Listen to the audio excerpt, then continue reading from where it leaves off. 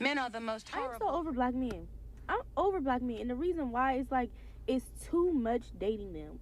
It's too much dating them. Like it's too much energy. It's too much like fight that you got to give. It's too much like having to like show too much. Like I just wish people get what I'm trying to say. Like that girl, she said it perfectly. I'm not. I'll probably get some hate for this, but it's like I think it's partly kind of advice in a sense. Um, Scrolling to my For You page, I saw this video of a woman just like um, giving a voiceover saying, "Oh, I'm so over dating black men.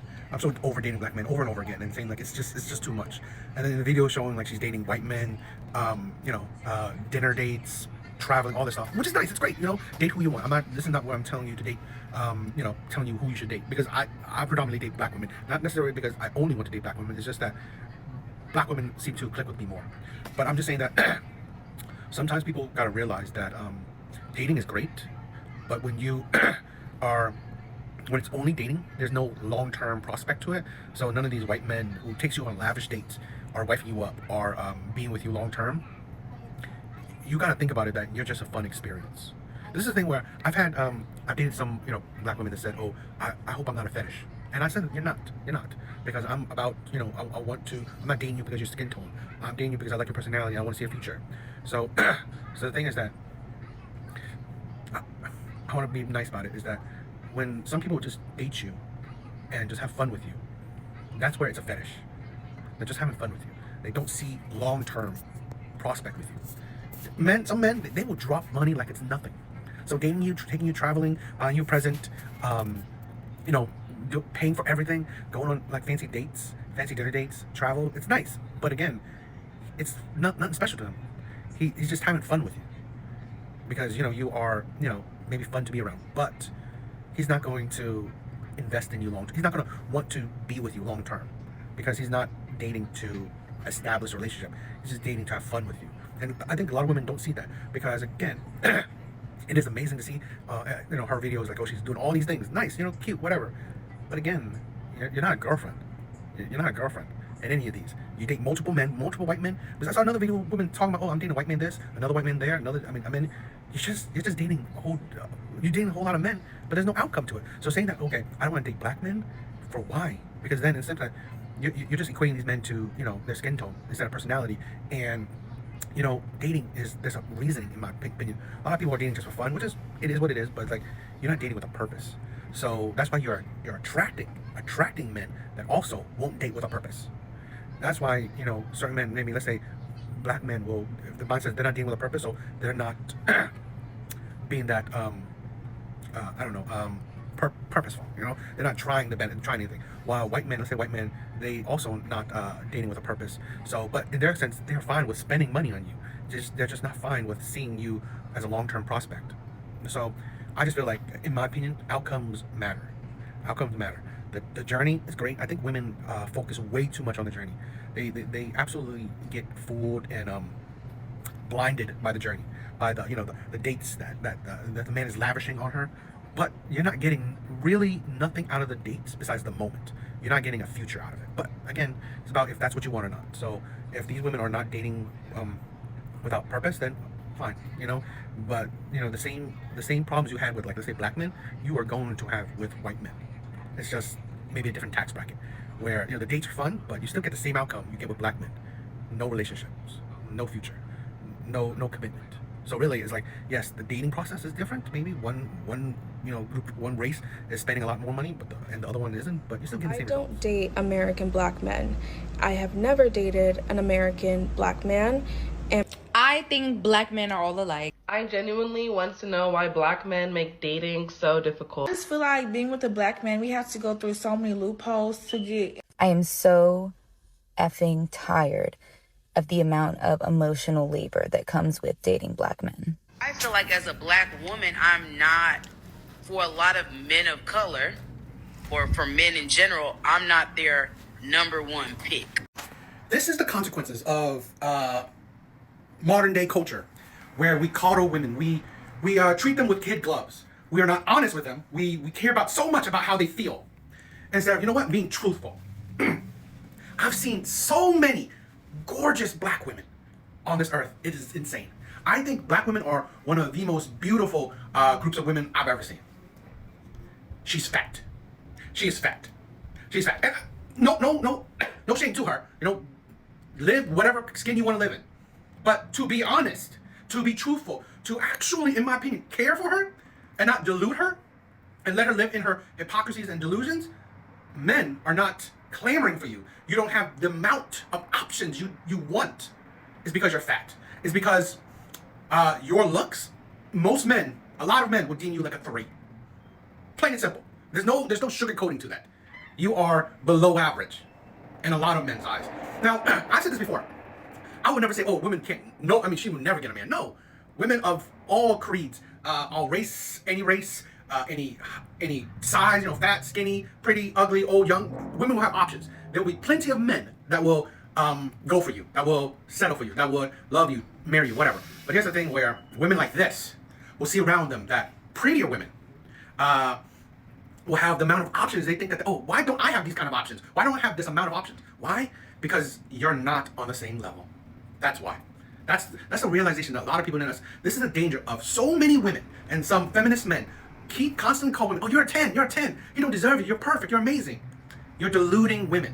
You're deluding women. You are setting women up, thinking that, oh, I'm a 10. So you know what? Why men don't want me? It's because of my race. It's because of my race. I look like a 10. I look like a 10. So you know what? Men don't want me because they're racist. Black men who predominantly, I think 70 to 80% marry within their race. Black men don't want me because I'm black. The insanity, the delusion of that is next level. This is the thing where, again, we are coddling women. We are treating them with kids' gloves. None of her friends have been honest with her, in my opinion. If that's her view of why men aren't dating her or why she doesn't have enough options, it's because the lies she tells herself and other people perpetuate and tell her. That's the insanity that we need to stop. This is why I've said this. Why men's content is, personal opinion, good for women. Because men hold people accountable. They are truthful. They are blunt. When they have no, stake in the game, when they don't find you attractive, they will be blunt with you. They will be honest with you. If they're not looking to, get into your pants, they will be 100% honest with you. And I'm pretty sure, she didn't have no real men around her. And 2, she probably don't listen to any men. Because again, you're fat. You're unattractive. So that is why you're not getting black men to clamor for you. Or you're not getting an abundance of black men. Stop playing. I will break your TV. Get yourself and go. Okay. That's not my TV neither, so you break that. I break the PS4. You better not. Stop playing with me. Keep playing. Keep playing with me. You want to be disrespectful to me? Go down your job, gonna love this. Yeah, okay. I love it. Okay. Yeah, play with me. You think I will do it? You think I won't?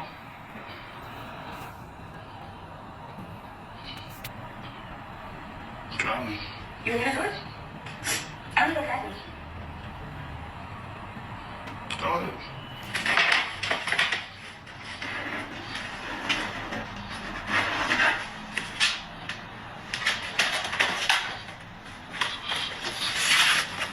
Get off my phone.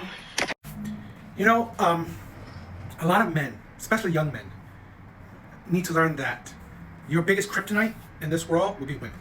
Your biggest kryptonite, your biggest weakness, your biggest weakness will be women. Women will be your downfall. This is the thing where, in all my opinion, I believe that's pretty cool. That car is filled with lights. That's insane. I just noticed that, so I was like, that looks really cool. Sorry.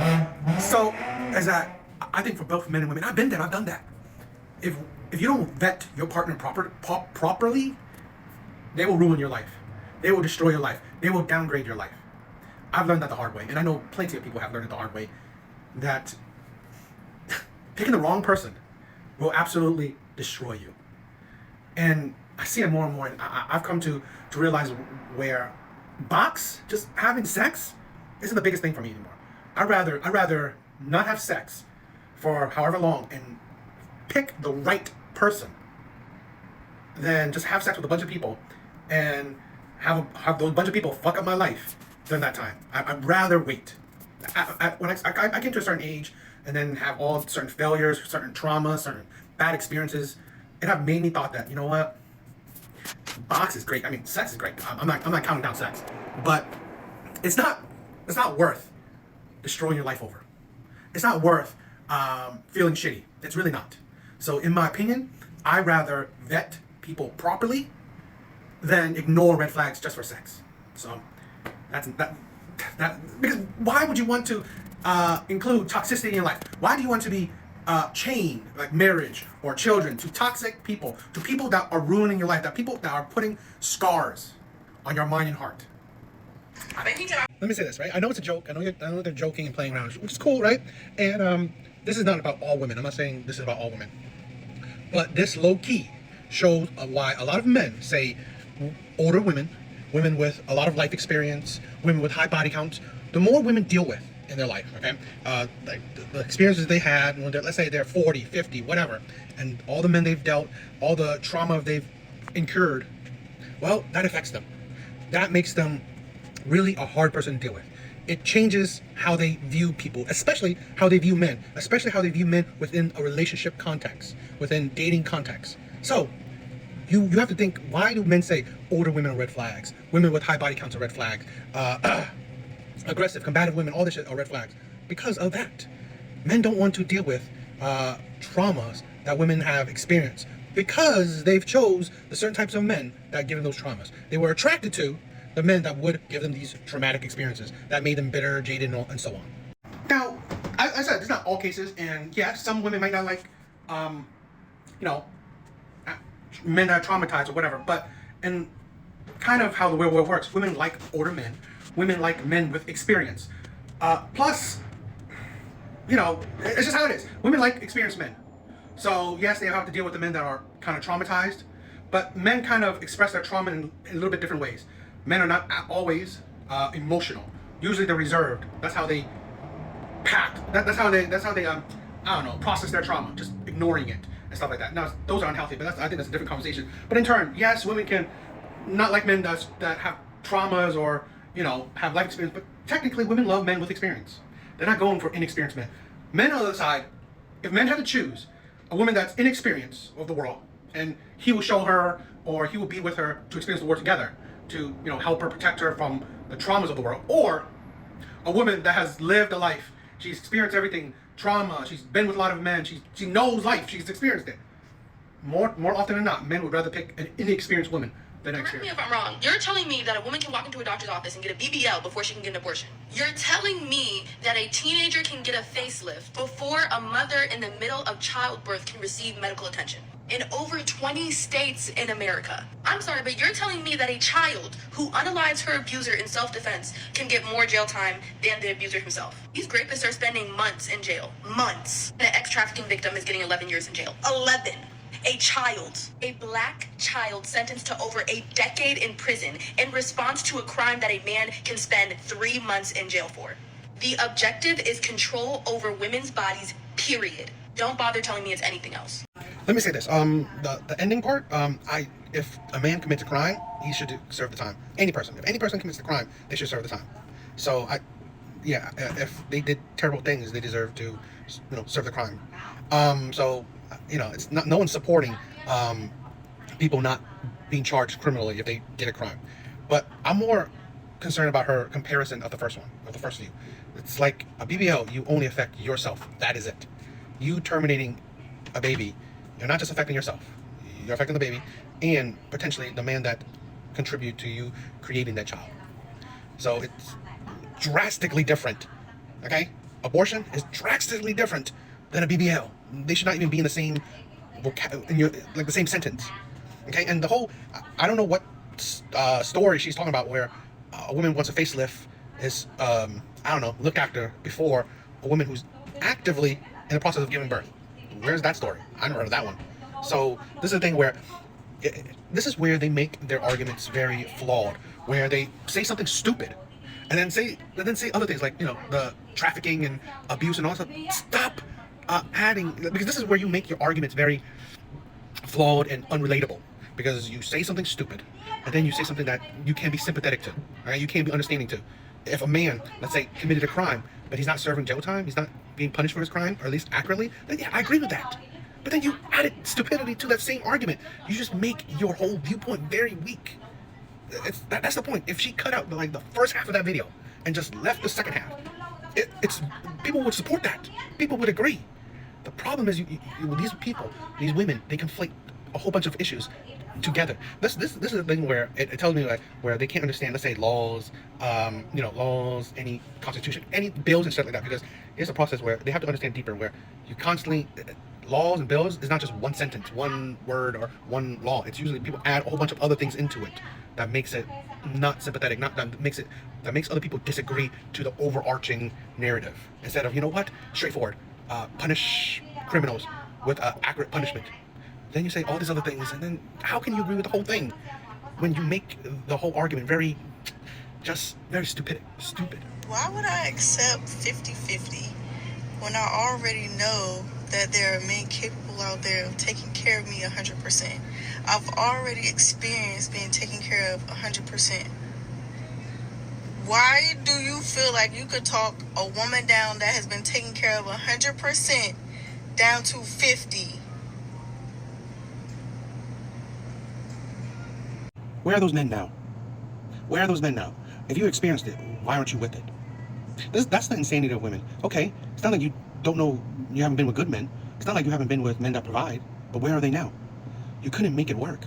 That's the thing. It's one, either you didn't like him, or two, he didn't want to be with you anymore. So what does that say? You couldn't make it work with a man that fits your standards. So men will say that, you know what, if it doesn't work for you, then honestly, you don't qualify for it. It wasn't right for you. Because this is the thing where men see it. If those men were right, you would still be in it. If the men that you say, oh, I've dated millionaires, I've dated six-figure men, I dated providers, okay, great. Where are they now? That's the thing. Dating them and then not being with them anymore means what? You couldn't make it work. It didn't work for you. So maybe you qualify for something else. Maybe you are a better fit for 50-50. Maybe. It's just that, again, if you had these men that you are talking about, these women are talking about, I've dated high-value men, I've dated rappers, I've dated entertainers, I've dated CEOs, I've dated millionaires, six-figure men, I've dated the models, I've dated the 6-foot men. Okay, where are they now? Why couldn't you make it work with these men that you say fit your standards? Why? That's the thing what women can never understand. They can never really even answer. If you say these men meet your standards, you're not with them. Obviously, maybe you don't qualify for these types of men. Maybe you don't fit with these types of men. How about think about that?